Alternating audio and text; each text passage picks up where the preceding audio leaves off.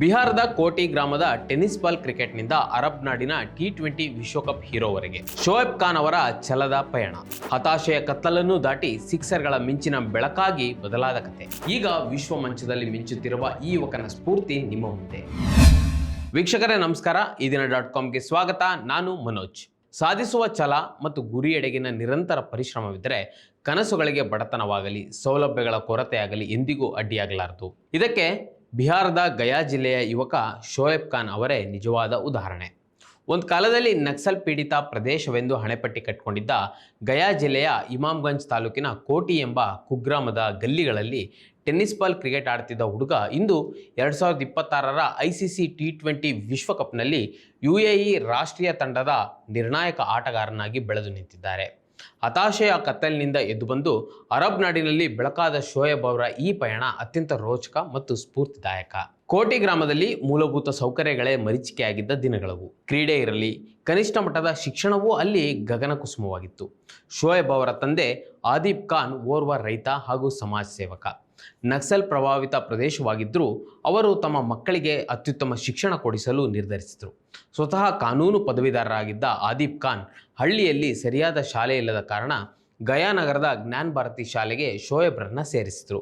ಕೇವಲ 6ನೇ ವಯಸ್ಸಿನಲ್ಲಿ ಕ್ರಿಕೆಟ್ ಹುಚ್ಚು ಹಚ್ಚಿಸಿಕೊಂಡಿದ್ದ ಶೋಯಬ್ ತಮ್ಮ 12ನೇ ವಯಸ್ಸಿನಲ್ಲಿಯೇ ಊರಿನ ಮಕ್ಕಳಿಗಾಗಿ ಕೋಟಿ ಕ್ಲಬ್ಬನ್ನು ಆರಂಭಿಸಿ ತಾವೇ ಖುದ್ದಾಗಿ ಮೈದಾನ ಸಿದ್ಧಪಡಿಸಿದರು. ನಂತರ ಉನ್ನತ ವ್ಯಾಸಂಗಕ್ಕಾಗಿ ನವದೆಹಲಿಯ ಪ್ರತಿಷ್ಠಿತ ಜಾಮಿಯಾ ಮಿಲಿಯಾ ಇಸ್ಲಾಮಿಯಾ ವಿಶ್ವವಿದ್ಯಾನಿಲಯಕ್ಕೆ ಸೇರ್ಪಡೆಯಾದರು. ಸಮಾಜಶಾಸ್ತ್ರದಲ್ಲಿ ಪದವಿ ಪಡೆಯುವುದರ ಜೊತೆಗೆ ಅಲ್ಲಿಯೂ ವೃತ್ತಿಪರ ಕ್ರಿಕೆಟ್ ಅಭ್ಯಾಸ ಮುಂದುವರೆಸಿದರು. 2017 ಹಾಗೂ 2018ರಲ್ಲಿ ನಾರ್ತ್ ಝೋನ್ ಪಂದ್ಯಾವಳಿಗಳಲ್ಲಿ ಮಿಂಚಿದರು. ವಿಶೇಷವೆಂದರೆ ಭಾರತದ ದಿಗ್ಗಜ ಆಟಗಾರ ವೀರೇಂದ್ರ ಸೆಹ್ವಾಗ್ ಬಳಿಕ ಜಾಮಿಯಾ ಮಿಲಿಯಾದಿಂದ T20 ವಿಶ್ವಕಪ್ ಆಡಿದ 2ನೇ ಆಟಗಾರ ಎಂಬ ಹೆಗ್ಗಳಿಕೆ ಈಗ ಶೋಯಬ್ ಅವರದಾಗಿದೆ. ಆದರೆ ಭಾರತೀಯ ದೇಶೀಯ ಕ್ರಿಕೆಟ್ನಲ್ಲಿ ಅಪಾರ ಪೈಪೋಟಿ ಇದೆ. ತನ್ನ ತವರು ರಾಜ್ಯ ಬಿಹಾರದ ಪರ ಆಡಬೇಕೆಂಬುದು ಶೋಯಬ್ ಅವರ ಅತಿದೊಡ್ಡ ಕನಸಾಗಿತ್ತು. ಆದರೆ ಸುಮಾರು 18 ವರ್ಷಗಳ ಕಾಲ ಬಿಹಾರಕ್ಕೆ BCCI ಮಾನ್ಯತೆಯೇ ಇರಲಿಲ್ಲ.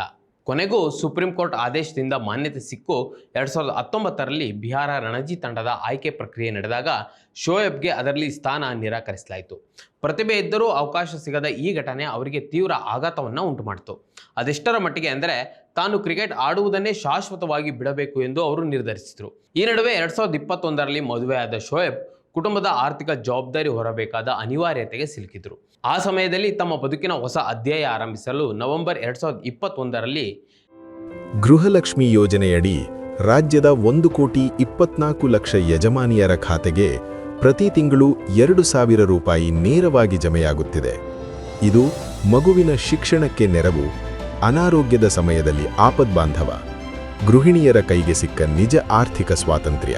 ನಾವು ನುಡಿದಂತೆ ನಡೆದಿದ್ದೇವೆ, ನಿಮ್ಮ ಪ್ರೀತಿ ವಿಶ್ವಾಸವನ್ನ ಉಳಿಸಿಕೊಂಡಿದ್ದೇವೆ. ಗ್ಯಾರಂಟಿ ಸರ್ಕಾರಕ್ಕೆ 1000 ದಿನಗಳು, ನನಸಾಗಿದೆ ಕೋಟಿ ಕನಸುಗಳು. ಹಗಲಲ್ಲಿ ಉದ್ಯೋಗ, ರಾತ್ರಿ ಕ್ರಿಕೆಟ್. ದುಬೈ ಹೋದ ಆರಂಭದ ದಿನಗಳು ಸುಲಭವಿರಲಿಲ್ಲ. ಆರ್ಥಿಕ ಸಲಹೆಗಾರರಾಗಿ ಪ್ರೊಸ್ಪೆರೋ ಎಂಬ ಷೇರು ಮಾರುಕಟ್ಟೆ ಕಂಪನಿಯಲ್ಲಿ ಕೆಲಸಕ್ಕೆ ಸೇರಿಕೊಂಡರು. ಹಗಲಿನಲ್ಲಿ ಉದ್ಯೋಗ ಮಾಡ್ತಿದ್ದ ಶೋಯಬ್ ರಾತ್ರಿ ಪಾಳ್ಯದಲ್ಲಿ ಫ್ಲಡ್ಲೈಟ್ಗಳ ಬೆಳಕಿನಲ್ಲಿ ಕಠಿಣ ಕ್ರಿಕೆಟ್ ಅಭ್ಯಾಸದಲ್ಲಿ ತೊಡಗಿದ್ರು. ದಿನವಿಡೀ ಸೇಲ್ಸ್ಮ್ಯಾನ್ ಆಗಿ ಕೆಲಸ ಮಾಡಿ ರಾತ್ರಿ ಕ್ರೀಡಾಂಗಣದಲ್ಲಿ ಬೆವರು ಸುರಿಸ್ತಿದ್ರು. ಅವರ ಈ ಕಠಿಣ ಪರಿಶ್ರಮಕ್ಕೆ ತಕ್ಕ ಪ್ರತಿಫಲ ಶೀಘ್ರವೇ ದೊರೆಯಿತು. IPLನಲ್ಲಿ ಡೆಲ್ಲಿ ಕ್ಯಾಪಿಟಲ್ಸ್ ಒಡೆತನದ ದುಬೈ ಕ್ಯಾಪಿಟಲ್ಸ್ ಫ್ರಾಂಚೈಸಿಯ ಡೆವಲಪ್ಮೆಂಟ್ ತಂಡಕ್ಕೆ ಅವರು ಆಯ್ಕೆಯಾದರು.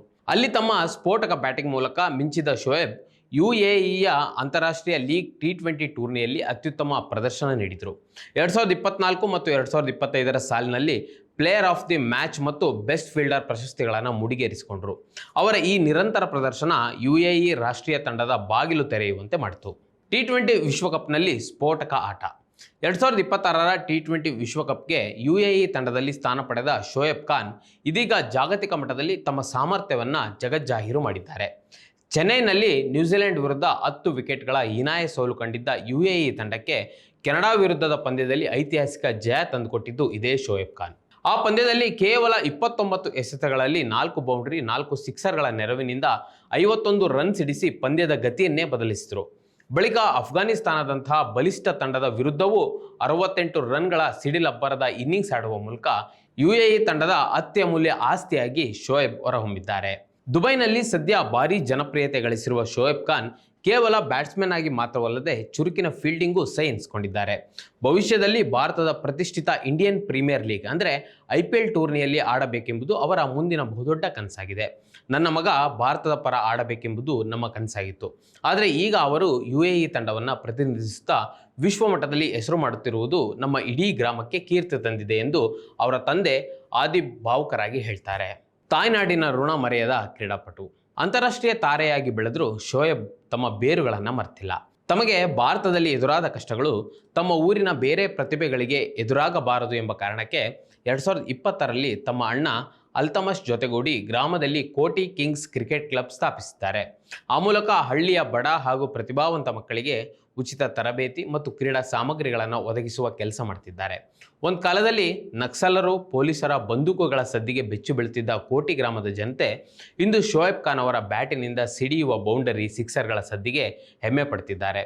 ಬಿಹಾರದ ರಣಜಿ ತಂಡದಲ್ಲಿ ಸ್ಥಾನ ಸಿಗಲಿಲ್ಲ ಎಂಬ ಒಂದೇ ಕಾರಣಕ್ಕೆ ಕುಸಿದು ಕೂರದೆ ಅರಬ್ ನಾಡಿಗೆ ತೆರಳಿ ಅಲ್ಲಿನ ರಾಷ್ಟ್ರೀಯ ತಂಡದ ಆಧಾರ ಸ್ತಂಭವಾಗಿ ಬೆಳೆದು ನಿಂತ ಶೋಯಬ್ ಖಾನ್ ಅವರ ಈ ರೋಚಕ ಪಯಣ ಸಾಧಿಸುವ ಛಲವಿರುವ ಪ್ರತಿಯೊಬ್ಬರಿಗೂ ದೊಡ್ಡ ಪಾಠವಾಗಿದೆ. ಮತ್ತಷ್ಟು ವಿಶೇಷ ವಿಡಿಯೋಗಳನ್ನು ನೋಡಲು ಮತ್ತು ಹೊಸ ವಿಡಿಯೋಗಳ ಬಗ್ಗೆ ತಿಳಿಯಲು ಈ ದಿನ .com ಯೂಟ್ಯೂಬ್ ಚಾನೆಲ್ ಸಬ್ಸ್ಕ್ರೈಬ್ ಮಾಡಿ ಮತ್ತು ಬೆಲ್ ಐಕಾನ್ ಕ್ಲಿಕ್ ಮಾಡಿ.